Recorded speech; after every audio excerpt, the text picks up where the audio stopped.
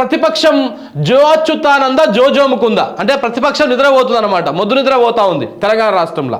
ప్రజా సమస్యలపై స్పందించని విపక్షాలు, ఆటో డ్రైవర్ల ఆందోళనలు, 45 రోజుల్లో 14 మంది ఆటో డ్రైవర్లు మృతి, రైతు బంధు రాక అన్నదాతల అరిగోస, కరెంటు కోతలు, యూరియా కోసం క్యూ లైన్లు, ఆక్సిజన్ మాయం చేసే రాడార్ పైన నో రెస్పాన్స్, ఓయూలో విద్యార్థుల వరుస ఆందోళనలు, గర్ల్స్ హాస్టల్లోకి చొరబడిన దుండగులు, నెల రోజుల్లో 2 సార్లు రోడ్డెక్కిన స్టూడెంట్స్, ఓయూ విద్యార్థులకు పార్టీల మద్దతు కరువు, అగ్రికల్చర్ వర్సిటీ భూములపైన మౌనం, పోలీసులు విద్యార్థి జుట్టుబట్టి ఈడ్చుకెళ్లిన, సోషల్ మీడియాలో పోస్టులు పెట్టి దులిపేసుకున్న పార్టీలు, అమ్మాయిలు రోడ్డెక్కి ఆందోళన చేస్తున్న మొద్దు నిద్రలో ప్రతిపక్ష పార్టీలు, ప్రజా సంఘాలు. చూడండి, ప్రభుత్వం ఏదైనా, రాష్ట్ర ప్రభుత్వమైనా కేంద్ర ప్రభుత్వమైనా, పాలనలో అధికార పార్టీలకు ఎంత భాగస్వామ్యం ఉంటుందో ప్రతిపక్షాలకు కూడా అంతే బాధ్యత ఉంటుంది. ప్రజల ఇబ్బందులను ఎప్పటికప్పుడు పాలకులకు చేరవేయాల్సిన బాధ్యత ప్రతిపక్షాల మీద ఉంటుంది. పాలకులు సరిగ్గా పనిచేయనప్పుడు, ప్రజా సమస్యలపై స్పందించినప్పుడు వారిని నిలదీయాల్సినటువంటి బాధ్యత కూడా ప్రతిపక్షాలదే. కానీ తెలంగాణలో కొద్ది రోజులుగా ప్రతిపక్షాలు కనిపించడం లేదు. ప్రజలు ఇబ్బందులు పడుతున్నా, రోడ్డెక్కి ధర్నాలు చేస్తున్నా పట్టించుకునే వారే కరువైపోయారు. ఏంటంటే దుర్మార్గం ఏంటంటే ఈడ ప్రజలు ఆందోళన చేస్తారు స్వచ్ఛందంగా, ప్రజలు ఎవరి బాధను వాళ్ళు వెలచెప్తా ఉన్నారు. కానీ ఆ ప్రజలకు ఈ ప్రతిపక్ష పార్టీలు గొంతయి రోడ్ల మీదకి వచ్చి ప్రభుత్వాన్ని నిలదీస్తే ఇంకొంచెము ఆ వాయిస్ వినపడి ప్రభుత్వం దిగి వచ్చి ఈ ఎవరైతే ఇబ్బందులు పడుతూ ఉన్నారో ఈ ప్రజలు కానీ, విద్యార్థులు కానీ, ఆటో డ్రైవర్లు కానీ, నిరుద్యోగులు కానీ ఇట్లాంటి వాళ్ళకు న్యాయం జరిగేటువంటి అవకాశం ఉంటుంది. కానీ మరి తెలంగాణ రాష్ట్రంలో ప్రతిపక్షం ఉందా లేదా, నిద్రపోతుందా, మొద్దు నిద్రపోతుందా, ఏం చేస్తుందా అనేది అర్థమవుతలేదు. బీఆర్ఎస్ పార్టీ వాళ్ళు ఇంకా సోషల్ మీడియాకే పరిమితం అయ్యారు. ఆ బీజేపీ పార్టీ కాంగ్రెస్ పార్టీతో మిలాఖత్తులో ఉందా లేకపోతే ఏందనేది అర్థం కాని పరిస్థితి. ఇంకెన్ని రోజులు సోషల్ మీడియాలోనే పోస్ట్ పెట్టుకుంటూ కూర్చుంటారండి? జనం మధ్యకి రండి. వీటికి పోతే, ఈ రైతాంగం దగ్గరికి పోతే మీకు తెలుస్తుంది. రైతాంగం దగ్గరికి పోతే రైతుల బాధలు ఎంత ఉన్నాయి, రైతులు ఎంత గోస పడతా ఉన్నారు, ఎంత అరిగోస పడతా ఉన్నారు అని తెలుస్తుంది. మీరు రైతులమ్మటి వండి ఏ రైతుని కదిలించినా కానీ రైతు బంధు రాలేదంటా ఉన్నాడు. మరి ఎవరికి వేస్తా ఉన్నాడు రేవంత్ రెడ్డి పైసలు? ఎవరికి వేస్తా ఉన్నాడు? కొంతమందికి మెసేజ్ వస్తుందంట, లోపలికి పోయి చూస్తానికి, బ్యాంకులకు పోయి చూస్తానికి అలా రూపాయి ఉండలేదు. మరి ఏంది కథ? ఈ మోసం చేసేటువంటి వ్యవహారం ఏంది? రైతులు బాగానే ఉన్నారు, క్లియర్గానే ఉన్నారు. అరే కాంగ్రెస్ వాడు మమ్మల్ని మోసం చేసిండ్రా, వాడు ఏమేమో అడ్డమైన మాటలని చెప్పి మమ్మల్ని మోసం చేసిండు అని చెప్పేసి రైతులు క్లారిటీగానే ఉన్నారు. కానీ ప్రతిపక్షాలే మొద్దు నిద్రలో ఉన్నాయి, ఇంకా నిద్రపోతూ ఉన్నాయి. బీఆర్ఎస్ పార్టీ నిద్రపోతూ ఉంది, బీజేపీ పార్టీ నిద్రపోతూ ఉంది.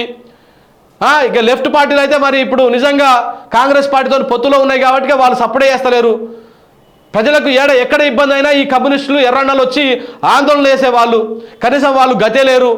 మరి BSP party, Bahujan Samaj party, మరి ఇది ప్రతిపక్షమా లేకపోతే అధికార పక్షమా క్లారిటీ ఇవ్వాల్సినటువంటి అవసరం ఉంది ఆర్ఎస్ ప్రవీణ్ కుమార్ గారు. ప్రతిపక్షం అయితే రోడ్ల మీదకి వచ్చి ధర్నా చేయండి, ప్రతిపక్షం అయితే రోడ్ల మీదకి వచ్చేటువంటి రైతులకు వీళ్ళకు మద్దతు ఇవ్వండి, ఇబ్బంది పడుతున్నటువంటి ప్రజల కోసము మీరు అండగా నిలబడండి వాళ్ళకు. మరి మీరు అధికార పక్షం అయితే అధికార పక్షాన్ని ఒప్పించి ఈ ప్రజల ఇబ్బందులను తీర్చే విధంగా ప్రయత్నం చేయండి. ఇంకా వాళ్ళు తేరుకోవడం లేదు. ఇగో అందుకే పెట్టాం, ప్రతిపక్షము ఏం చేస్తూ ఉందంటే జో అచ్యుతానంద జోజోముకుందా అని మనం జోల పాట వాడతాం కదా, గట్ల పాట పాడుతున్నట్టు ఉంది ప్రతిపక్షాలకు. రైతులందరూ ఇబ్బందులు పడుతూ ఉంటే, విద్యార్థులు ఇబ్బందులు పడుతూ ఉంటే, ఆటో డ్రైవర్లు ఇబ్బందులు పడుతూ ఉంటే వీళ్ళకు ప్రతిపక్షాలకు నిద్ర వచ్చినట్టుందన్నమాట. ప్రభుత్వాన్ని ప్రశ్నించలేకపోతా ఉన్నారు. రాష్ట్రంలో కొద్ది రోజులుగా విచిత్రమైనటువంటి పరిస్థితులు కనిపిస్తున్నాయి. 2 నెలల క్రితం రాష్ట్రంలో ప్రతిపక్ష గొంతుకలు అనేకం ఉండేవి. చిన్న సంఘటన జరిగిన ఓవైపు ప్రతిపక్ష పార్టీలు, మరోవైపు మీడియా ప్రజల వైపు నిలబడ్డాయి. కానీ రాష్ట్రంలో కొత్త ప్రభుత్వం ఏర్పడిన తర్వాత ప్రతిపక్షం అనేదే కనుమరుగైనట్టు కనిపిస్తోంది. ప్రజల ఇబ్బందులపైన రోడ్డెక్కి ప్రశ్నిస్తున్న వారు కనరావడం లేదు. రోడ్డెక్కిన ప్రజలకు అండగా ఉండేవారు కనిపించడం లేదు.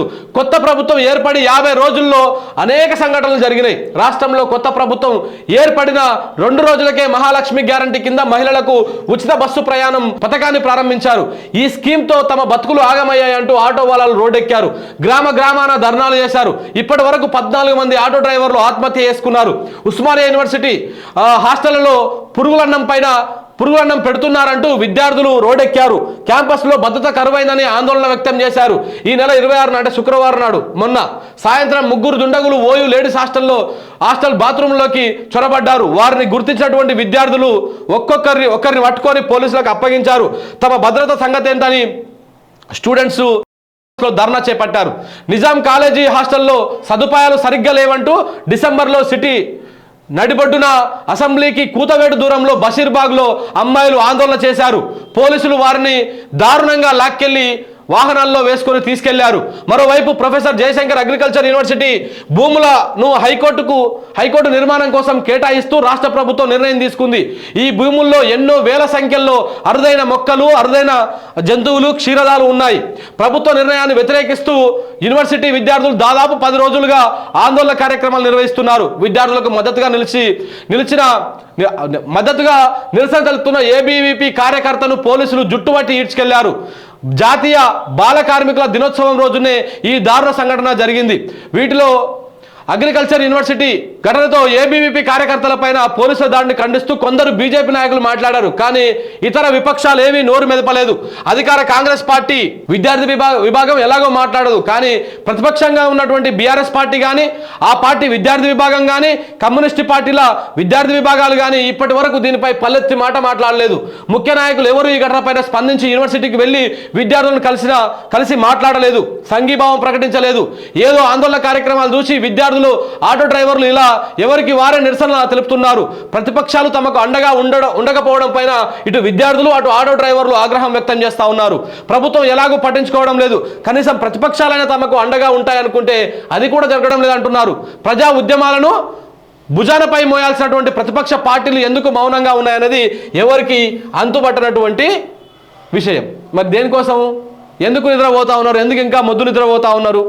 50 రోజులు సరిపోతలేమో, వాళ్ళు 100 రోజులలో హామీలు చేస్తూ ఉన్నారు. మరి ఆ 100 రోజులలో హామీలు చేయాలంటే మనం ఈ 50 రోజులు కొట్లాడితే కనీసం హామీలలో సగం అన్నా. ఇప్పటికే 2 పావలా గ్యారంటీలు అమలు చేసి 2 గ్యారంటీలు అమలు చేసామని చెప్పుకున్నారు. అన్ని జూటా మాటలు. ఇప్పుడు మనం సప్పుడు చేయకపోతే ఆయనతో కూడా అట్లనే చెప్పేటువంటి అవకాశం కనపడతా ఉంటుంది.